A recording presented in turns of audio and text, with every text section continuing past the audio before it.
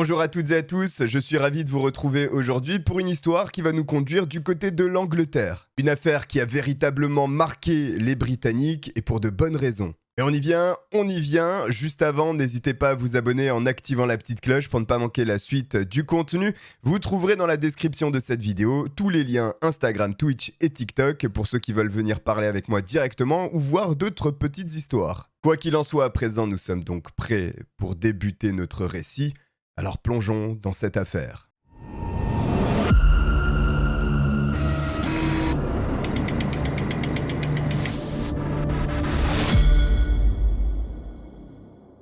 Aujourd'hui, nous devons traverser la Manche pour nous rendre dans la petite commune de Soham, une ville typiquement anglaise qui se situe dans l'est du Cambridgeshire, à peu près à 2 heures de train au nord de Londres. Cette région de l'Angleterre est reconnue pour son calme, ce qui la rend particulièrement agréable à vivre, et là-bas se trouvent les familles Wells et Chapman. Kevin et Nicolas Wells sont tous deux originaires de la région. Kevin, lui, dirige une entreprise qui fonctionne plutôt bien dans le domaine du nettoyage. Nicolas, quant à elle, est secrétaire juridique. Le couple est très sociable et reçoit régulièrement des amis ou les voisins pour différentes fêtes. Leslie et Sharon Chapman, eux aussi, sont originaires de la région. Leslie est un ingénieur, tandis que Sharon, elle, est professeure à l'école primaire de St Andrews. Et chacun de ces deux couples ont des enfants. Dans la famille Wells, il y en a deux, Holly, une jeune fille de 10 ans, et Oliver, son frère aîné, qui a 12 ans. Holly s'entend très bien avec son frère Oliver. Elle est d'ailleurs une enfant modèle et c'est une excellente élève qui adore écrire et l'art. Et malgré son jeune âge, Holly est très responsable. Elle reste régulièrement en contact avec sa mère lorsqu'elle n'est pas à la maison et ne s'approche jamais des étrangers. Au sein de la famille Chapman, Jessica est la plus jeune des 3 filles. Elle est âgée de 10 ans lorsque ses deux aînés ont 14 et 16 ans en 2002. Jessica a quasiment le même profil que Holly, simplement elle est un peu plus garçon manqué, mais cela ne change rien à son comportement qui est exemplaire et elle est aussi une excellente élève. Très mature pour son âge, elle aussi est responsable et lorsqu'elle quitte la maison, elle prévient toujours sa mère et reste en contact régulier avec elle, notamment grâce à un téléphone portable. Les deux filles, Jessica et Holly, sont des amies très proches et pour cause, elles se connaissent depuis plusieurs années malgré leur jeune âge. Leur première rencontre ayant eu lieu 6 ans auparavant, alors qu'elles ne sont âgées que de 4 ans, à la crèche locale de la ville de Soham. Elles sont vite devenues inséparables, et même s'il est vrai que Jessica est un peu plus garçon manqué que Holly, il y a un point commun que les deux filles partagent, le football et notamment la passion pour l'équipe de Manchester United. À cette époque, en 2002, l'équipe est très performante et elle le doit en grande partie grâce à un homme, son meilleur joueur, David Beckham. Et les fillettes sont totalement sous le charme de ce joueur qu'elles supportent passionnément. Le 4 août 2002, la famille Chapman rentre tout juste de 2 semaines de vacances dans les îles espagnoles. Jessica trépigne d'impatience de retrouver Holly. Elle a plein d'histoires de vacances à lui raconter et également un cadeau à lui offrir, un petit collier. Et ce dimanche, la famille Wells organise un barbecue. Jessica y est conviée pour rattraper le temps perdu avec Holly. Lorsque les deux amies sont réunies, elles foncent dans la chambre de Holly et discutent, puis vont sur l'ordinateur de la jeune fille. Elles passent du bon temps et pour s'amuser, elles décident de s'accorder au niveau vestimentaire. Toutes deux, fans de l'équipe de Manchester United et du joueur David Beckham, elles revêtent donc la tenue avec un short noir. Nicolas Wells trouve amusant que les deux amies se soient assorties aux couleurs du club de football. Elle prend donc un cliché des deux fillettes. Suite à ça, elle décide de remonter dans la chambre de Holly pour à nouveau surfer sur internet sur son ordinateur. Mais en 2002, les occupations sur le web sont bien plus limitées qu'actuellement et Jessica et Holly commencent à s'ennuyer. En fin d'après-midi, aux alentours de 17h30, elles prennent donc l'initiative de sortir de la maison pour aller se promener. Une fois dehors, elles se dirigent vers le centre de la ville de Soham où elles se promènent un peu. Puis leur objectif change, puisqu'elles ont une envie de sucreries. Elles se dirigent donc vers un distributeur de bonbons qu'elles connaissent. Une fois ceci fait, elles partent en direction du parking du collège de la ville de Soham. L'endroit est totalement désertique, et bien que les deux amies connaissent les lieux, elles ne s'y sont jamais rendues toutes seules. En réalité, Jessica et Holly savent très bien ce qu'elles font. Elles prennent le chemin en direction de la maison du concierge du collège, puisqu'elles savent que là-bas vit Maxine Carr, une de leurs professeurs préférées.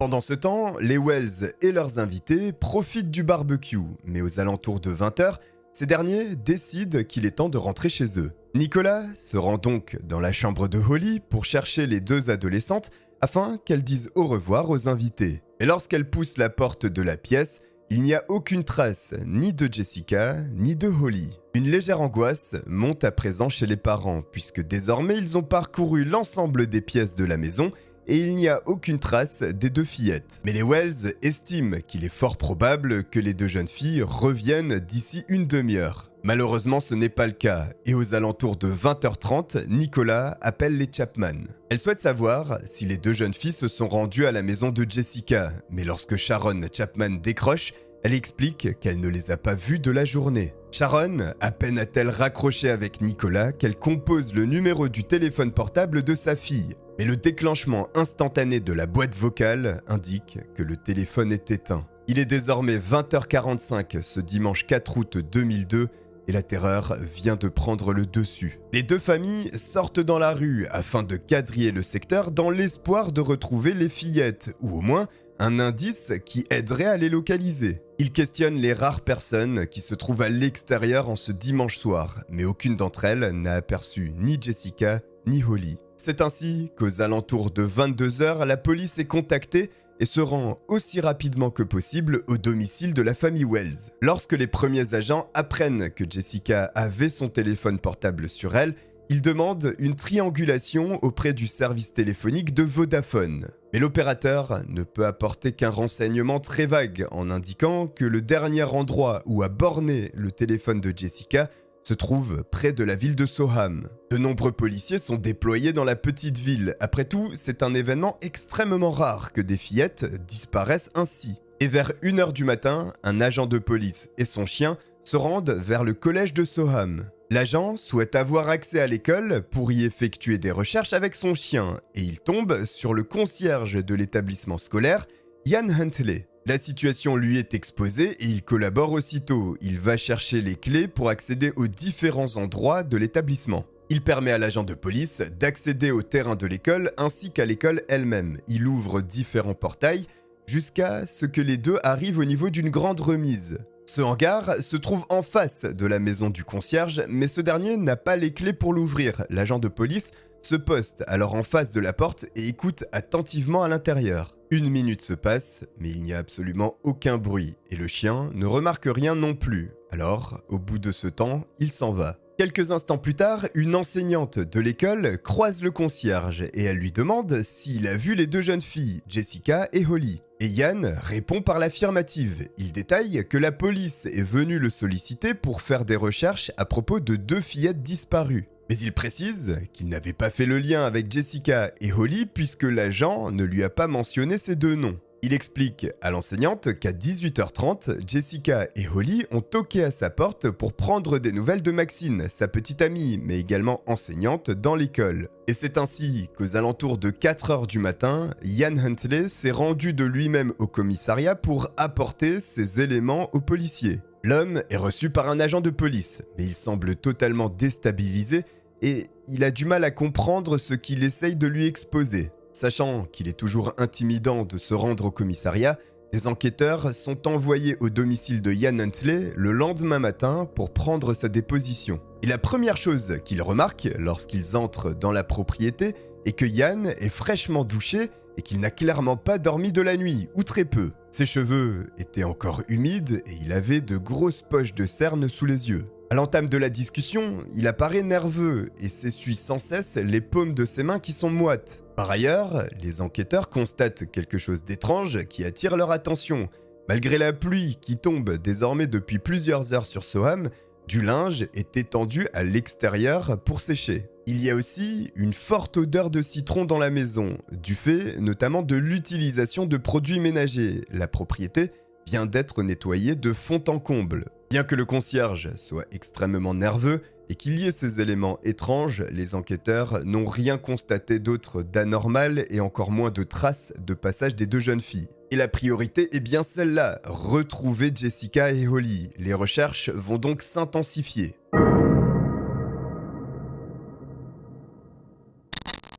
De façon solidaire, les habitants de la ville de Soham et des alentours se joignent aux plus de 60 équipes de recherche spécialisées qui sont déployées. Malgré ce dispositif conséquent, il n'y a aucune trace ni de Jessica ni de Holly. Les pistes s'asséchant peu à peu, la police reprend les bases et le dernier endroit et la dernière personne qui a vu Jessica et Holly vivantes, c'est Ian Huntley. Les enquêteurs, n'ayant pas été totalement convaincus des explications avancées par Ian le lundi 5 août, ils décident de revenir le mercredi 7 août avec, cette fois-ci, plus d'éléments. Car oui, la police s'est renseignée sur Ian Huntley. Ian Kevin Huntley est né le 31 janvier 1974 de Kevin et Linda Huntley, âgés seulement à cette époque de 18 ans. En réalité, la naissance de Ian était non planifiée et non attendue de la part de Kevin et Linda. L'éducation de Ian au foyer est stricte, notamment de la part de son père, et lorsqu'il se trouve à l'école,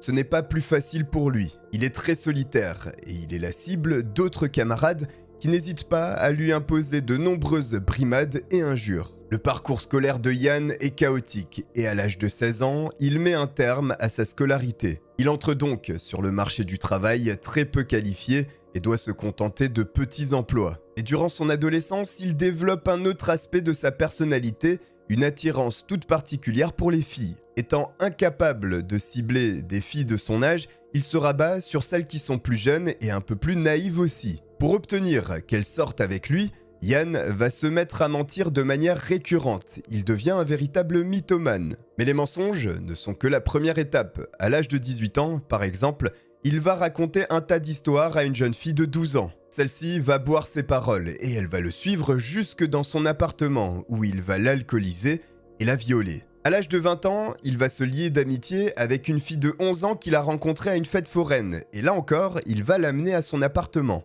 Une fois à l'intérieur, il commence à lui expliquer qu'il est son petit ami. Il tente de l'embrasser et souhaite évidemment aller plus loin. Mais la jeune fille va se débattre et crier si fort que finalement, il va la laisser repartir. D'autres n'auront pas cette chance, puisqu'une jeune femme de 16 ans, qui a refusé de lui accorder des faveurs sexuelles, va être séquestrée 2 semaines durant. Lorsque la jeune femme réussit à lui échapper finalement, elle est hospitalisée et souffre de déshydratation et de malnutrition avancée. Mais aucun de ces cas n'a engendré des poursuites et une condamnation envers Ian Huntley qui va continuer. Le jeune homme traîne régulièrement dans les bars de sa ville natale Grimsby à la recherche de jeunes femmes alcoolisées. Un soir de mai, alors que Ian traîne dans l'un de ses pubs, il repère une jeune femme âgée de 18 ans qui semble justement avoir bu pas mal d'alcool. Le jeune homme tente sa chance et drague la jeune femme, mais elle ne veut rien savoir, elle ne veut pas avoir affaire avec lui. Sur le moment, Ian se retire, mais pour lui, la partie n'est pas finie. À la fermeture du pub, la jeune femme quitte l'établissement, mais ce qu'elle ne sait pas, c'est qu'elle est suivie de près par Ian. En un éclair, elle est frappée, puis traînée dans une ruelle, où elle est tabassée et agressée par le jeune homme. Celui-ci est extrêmement violent, il lui déchire ses habits et la viole de façon brutale en lui couvrant la bouche à l'aide de sa main, afin qu'aucun son n'en sorte. Miraculeusement, la jeune femme de 18 ans réussit à s'échapper. Elle se rend immédiatement chez ses parents, qui contactent la police. Ian est interpellé et incarcéré, mais au bout d'une semaine, il sera libéré sous caution. Au bout du compte, et aussi surprenant que cela puisse paraître, les preuves sont jugées insuffisantes et Ian ne sera pas poursuivi pour cet acte. Au cours de l'été 1998, Ian va rencontrer une autre personne, Maxine Carr. Tous deux se sont croisés lors d'une soirée en boîte de nuit dans la ville de Grimsby. Le coup de foudre a quasiment été instantané et très rapidement, ils sortent ensemble. Encore plus rapidement, Maxine quitte le domicile où elle vivait avec sa mère pour emménager avec Ian. Et lorsque je parle de coup de foudre, je n'exagère pas, il y a une véritable connexion entre Maxime et Ian. La jeune femme se dévoue totalement à Ian Huntley, qui lui n'attend que ça, et ils sont totalement compatibles. Au point que Maxine s'isole de plus en plus, elle n'a plus de relation avec ses amis, et les contacts avec sa mère sont très rares, alors qu'avant, elle était quasiment quotidiennement en train de parler avec elle. Et la mère comprend aussitôt la toxicité de cette relation, et elle demande à sa fille de quitter Ian. Maxine refuse. Ian est possessif à l'extrême, et ce comportement qui est un véritable repoussoir pour les autres femmes ne l'est absolument pas pour elle. Et cela va conduire à une relation réellement tumultueuse. Les deux semblent se complaire dans les disputes régulières et violentes qui interviennent dans le couple. Yann battait Maxime, il la réprimandait sans cesse pour des broutilles, par exemple si elle n'avait pas cuisiné ou si elle n'avait pas lavé la maison, mais elle aimait ça. La femme est véritablement prête à mourir pour se trouver aux côtés de Yann, et c'est exactement ce que l'homme souhaite. En parallèle, Yann cherche toujours un emploi. Il a du mal à en trouver un qui soit stable, mais en septembre 2001, une opportunité va se présenter. Un poste de concierge très intéressant se libère au collège de la ville de Soham. Yann réussit à être embauché et lui et Maxine emménagent dans la propriété qui appartient au concierge du collège. A noter que Yann entretient de très bonnes relations avec les filles de l'établissement, ce qui n'est pas réellement une surprise. En revanche, les garçons ne l'aiment pas du tout. Au moindre écart, il n'hésitait pas à les réprimander, là où il laissait couler pour les jeunes filles. Malgré son passé, Yann ne commet pas de crimes ou de délits à Soham et il se sent plutôt bien avec Maxine là-bas. C'est ainsi que nous atteignons le dimanche 4 août 2002, Yann Huntley est seul à la maison, Maxine étant rentrée chez elle à Grimsby pour rendre visite à sa mère.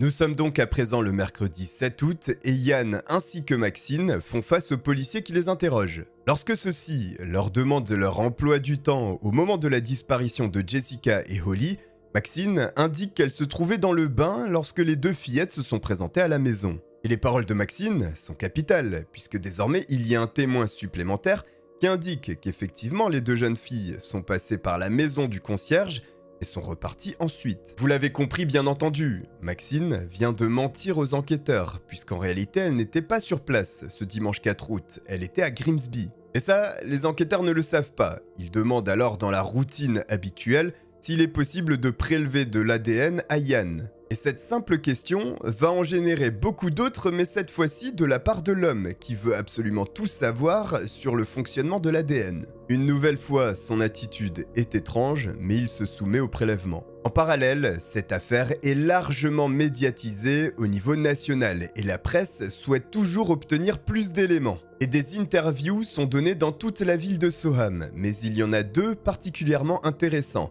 Celui de Yann Huntley et de Maxine Carr. Yann apparaît ému à la télévision et regrette la disparition de Jessica et Holly. Il en est de même pour Maxine, qui donne tout de même plus de détails puisqu'elle connaissait personnellement Jessica et Holly. Mais quelque chose d'étrange va intervenir au cours de son interview. En effet, tout du long, Maxine parle au passé des deux jeunes filles, ce que de nombreux autres habitants n'avaient pas fait lorsqu'ils avaient été interrogés. Bien que de nombreux éléments soient perturbants à chaque fois que les enquêteurs s'adressent à Yann ou Maxine, ils n'ont rien de concret contre eux. Et à côté, d'autres pistes commencent à émerger. Un chauffeur de taxi a rapporté que le soir du dimanche 4 août 2002, il conduisait derrière une voiture verte et il a aperçu un homme en train de se disputer et de battre deux enfants. Cette piste sera néanmoins écartée par la police après vérification puisque l'heure donnée par l'homme ne correspond pas et les filles ont été enregistrées sur des caméras de vidéosurveillance à ce moment. En revanche, le mardi 13 août 2002, une information inquiétante est remontée aux policiers. Un coureur a remarqué deux monticules de terre frais. Pour toute la ville de Soham, les policiers y compris, il n'y a désormais plus de suspense. Sous ces monticules de terre se trouvent les cadavres de Jessica et Holly. Mais les résultats de ces fouilles sont surprenantes, puisqu'en réalité, il n'y a pas de cadavres et les monticules de terre ont été créés par des blaireaux. L'enquête stagne, mais un témoignage clé va tout débloquer. Les policiers sont contactés par de nombreuses personnes de Grimsby et elles affirment toutes que Maxine était présente dans la ville le 4 août 2002. Ce qui signifie qu'elle ne pouvait pas être présente dans la maison de Yann Huntley ce soir-là et qu'elle a menti délibérément aux policiers. Le vendredi 16 août, des agents sont une nouvelle fois envoyés sur la propriété du concierge et il est demandé à Yann et Maxine s'ils veulent bien répondre à des questions au commissariat. Les deux acceptent, ils sont donc conduits chacun à deux endroits différents. Le but étant de déceler la moindre incohérence dans les deux discours, mais étonnamment, les deux tiennent bon et les deux versions concordent. Entre-temps, un mandat de perquisition est obtenu pour fouiller la maison de Yann Huntley, mais également l'école. La police découvre que sur le trousseau de clés du concierge, il y a bel et bien la clé qui permet d'ouvrir le hangar qui se situe en face de la maison. Yann a donc menti en disant qu'il ne la possédait pas et qu'il ne pouvait pas ouvrir le soir où l'agent de police et le chien lui avaient demandé. Les enquêteurs entrent donc dans ce hangar et ils y découvrent malheureusement 2 maillots de l'équipe de football de Manchester United partiellement brûlés dans un baril, celui-ci étant dissimulé sous un sac poubelle de couleur noire. Pour les enquêteurs, il paraît évident que Yann a tenté de brûler ses preuves pour les faire disparaître, mais face à l'effervescence de l'affaire et à la présence médiatique, il n'a pas réussi. Et s'il pense que c'est Yann qui a tenté de brûler ses maillots de football, c'est parce que sur le sac poubelle noir, il y a une de ses empreintes digitales. Ceci a donc conduit à mettre en état d'arrestation Ian Huntley et Maxine Carr. Et 4 jours plus tard, le samedi 17 août 2002, un garde forestier se rend dans la zone où il patrouille habituellement. Il se trouve en pleine campagne dans le Suffolk lorsqu'une odeur nauséabonde lui prend le nez. Il tente de suivre la source de cette odeur et lorsqu'il la trouve, il ne comprend pas ce qu'il a sous les yeux. Dans un second temps, il saisit qu'il a face à lui 2 cadavres calcinés. Immédiatement, il contacte la police et une unité médico-légale est envoyée sur place pour vérifier qu'il s'agit bien de Holly et Jessica ou non. Les premiers prélèvements sont faits sur place et au bout de 2 jours, les cadavres sont envoyés à l'hôpital pour des analyses complémentaires. Les corps sont dans un tel état qu'il est impossible de les identifier. Il faut donc pratiquer un prélèvement ADN. Et la triste nouvelle est enfin dévoilée, il s'agit bel et bien des cadavres de la petite Jessica Chapman et Holly Wells. En apprenant ceci, la police souhaite tout mettre en œuvre afin de faire tomber Ian Huntley. Car même si les enquêteurs ont de fortes suspicions à l'égard de Ian Huntley et de Maxine Carr, ils n'ont pas de preuves concrètes à leur encontre. Il faut donc, dans un premier temps, briser le témoignage de Maxine affirmant qu'elle se trouvait dans la salle de bain lorsque les 2 jeunes femmes se sont présentées à la maison.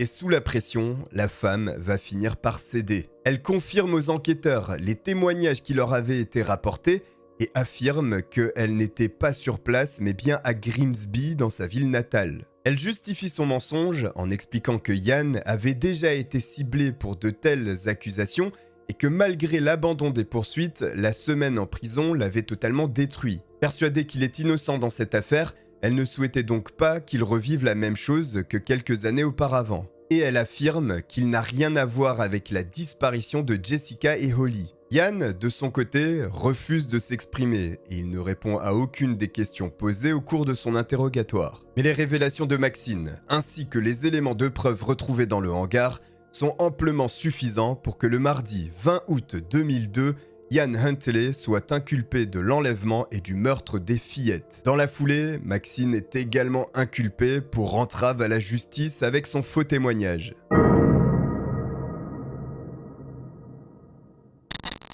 C'est ainsi que le 5 novembre 2003 s'ouvre le procès de Ian Huntley et Maxine Carr. Et il est temps de présenter la théorie des enquêteurs sur les événements qui se sont déroulés ce 4 août 2002. Selon eux, aux alentours de 18h30, les 2 jeunes filles se sont présentées au domicile de Ian Huntley. Elles y sont entrées et peu de temps après, elles sont décédées. Malgré le nettoyage de fond en comble de la maison, au sein de celle-ci, la police a prélevé 49 fibres en provenance des maillots de football de Jessica et Holly. Des fibres similaires sont également retrouvées dans le coffre de la voiture de Ian Huntley. Des cheveux de l'homme sont retrouvés sur les vêtements en partie calcinés à l'intérieur du baril qu'il avait tenté de dissimuler. Ces empreintes digitales étaient présentes sur le sac poubelle noir qui recouvrait ce baril. Par ailleurs, du pollen ainsi que de la terre en provenance de l'endroit où les cadavres calcinés des 2 jeunes filles ont été repérés se trouvent dans le coffre de la voiture du concierge.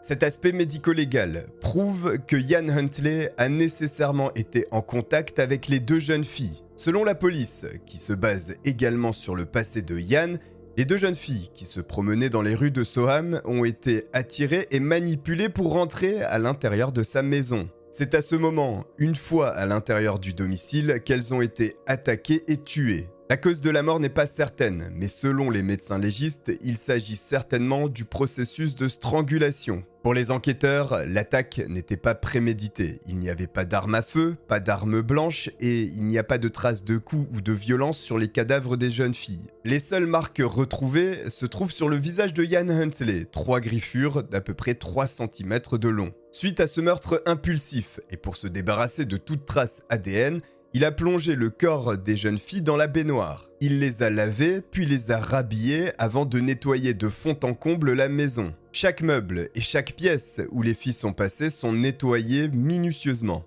Vers 20h30, lorsqu'il a terminé le nettoyage de sa maison, il a sorti les cadavres des 2 jeunes filles enveloppées dans une couverture et les a placés dans le coffre de sa Ford Fiesta. Il a ensuite traversé la ville de Soham, puis s'est dirigé vers le nord en s'éloignant de la ville. Il a roulé 30 minutes durant jusqu'à s'éloigner suffisamment et atteindre un endroit qu'il connaît bien. Il a arrêté le véhicule à proximité d'un fossé d'environ 1,5 m de profondeur, au fond duquel se trouvait de l'eau stagnante. C'est à cet endroit qu'il a déposé les cadavres de Jessica et Holly. Très rapidement, ensuite, il a rejoint son domicile. Il ne souhaitait pas s'absenter trop longtemps afin de ne pas paraître suspect. Il était donc de retour à 22h et il fallait cette fois-ci se débarrasser des vêtements des 2 jeunes filles. Il s'est donc rendu dans le hangar en face de sa maison et a mis au sein d'un baril les vêtements des 2 jeunes femmes. Il les a aspergés d'essence et a allumé un feu. Mais l'essence ainsi que les maillots synthétiques ont créé une épaisse fumée et par crainte d'être repéré, il a éteint rapidement ce feu. Il voulait se débarrasser des vêtements mais le plus discrètement possible et une épaisse fumée sortant d'un hangar aurait attiré l'attention.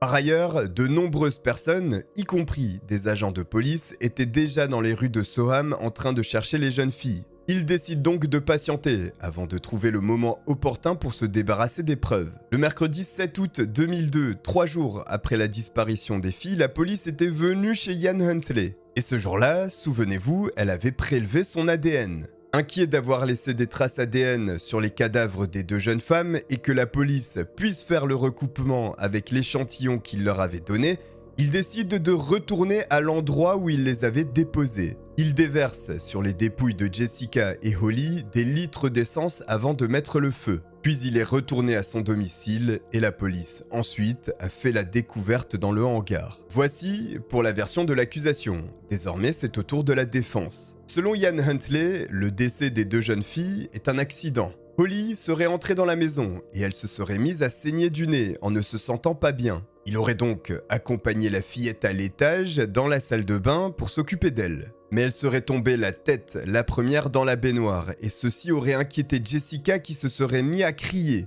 À ce moment, Ian aurait mis la main sur la bouche de la jeune fille pour qu'elle cesse, mais au moment où il la retire, il constate qu'elle ne respire plus. Et lorsqu'il s'est retourné pour voir Holly, celle-ci était face contre la baignoire, inanimée. Elles étaient toutes les 2 décédées et il explique par la suite qu'effectivement il a déposé les corps dans le fossé pour ne pas être accusé. Et pour le juge, tout ceci n'a ni queue ni tête. 2 jeunes filles ne tombent pas raides mortes ainsi et il y a une explication derrière cet acte. Pour lui, Ian a volontairement attiré Jessica et Holly à l'intérieur de sa maison, motivé par un aspect sexuel. Mais sans que l'on ne connaisse les détails, ce qu'il avait prévu a mal tourné et a entraîné la mort des 2 fillettes. C'est ainsi que le 17 décembre 2003, après 4 jours de délibération, le jury reconnaît coupable Ian Huntley de l'enlèvement et du meurtre de Jessica et Holly. Maxine Carr, quant à elle, est reconnue coupable d'entrave à la justice et condamnée à 3 ans et demi d'emprisonnement.